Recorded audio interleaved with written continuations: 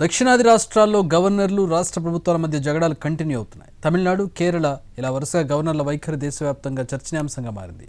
తాజాగా కర్ణాటక గవర్నర్ థావర్ చంద్ గెహ్లాట్ కూడా రాష్ట్ర ప్రభుత్వం ఇచ్చిన ప్రసంగం చదవకుండా అసెంబ్లీ నుంచి వాకౌట్ చేయడం సంచలనం రేపింది. తమిళనాడు, కేరళ అసెంబ్లీల్లో జరిగిందే కర్ణాటక అసెంబ్లీలోనూ రిపీట్ అయింది. కర్ణాటక అసెంబ్లీలో గవర్నర్ థావర్ చంద్ గెహ్లాట్ ప్రసంగం 2 వాక్యాల్లో ముగిసింది. ప్రభుత్వం ఇచ్చిన ప్రసంగాన్ని చదవకుండా తన సొంత వ్యాఖ్యానం వినిపించారు గవర్నర్. ఈ రాష్ట్రం ప్రగతి పథంలో పయనిస్తోంది, అసెంబ్లీ సమావేశాలు విజయవంతం కావాలని ఆకాంక్షిస్తున్నా అంటూ 2 ముక్కల్లో తన ప్రసంగం ముగించి సభ నుంచి వెళ్లిపోయారు గవర్నర్ థావర్ చంద్ గెహ్లాట్. కొన్ని రోజులుగా కర్ణాటకలో గవర్నర్ ప్రభుత్వం మధ్య విభేదాలు కొనసాగుతున్నాయి. గత 2 సెషన్స్లోనూ ప్రభుత్వం ఇచ్చిన ప్రసంగాన్ని యథాతథంగా చదివారు గవర్నర్. ఈసారి మాత్రం అలా చేయలేదు. కేంద్ర ప్రభుత్వాన్ని విమర్శించే అంశాలతో సిద్ధం చేసిన ప్రసంగంపై ముందుగానే అభ్యంతరం తెలిపారు థావర్ చంద్ గెహ్లాట్. దాంతో బడ్జెట్ సెషన్ ప్రారంభానికి గవర్నర్ హాజరవుతారా లేదా అనే అనుమానాలు నెలకొన్నాయి. అయినప్పటికీ సభకొచ్చిన గవర్నర్ 2 వాక్యాల్లో తన స్పీచ్ ముగించి వెళ్లిపోయారు. రాష్ట్ర మంత్రివర్గం సిద్ధం చేసిన ప్రసంగాన్ని చదవకుండా గవర్నర్ రాజ్యాంగ వ్యతిరేకంగా ప్రవర్తించారని సీఎం సిద్ధరామయ్య ఆరోపించారు. గవర్నర్ తీరుపై తాము నిరసన వ్యక్తం చేస్తున్నట్టుగా తెలిపారు.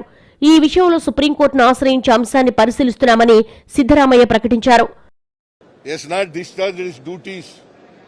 As per the Indian Constitution, we are going to protest against the attitude of the Speaker.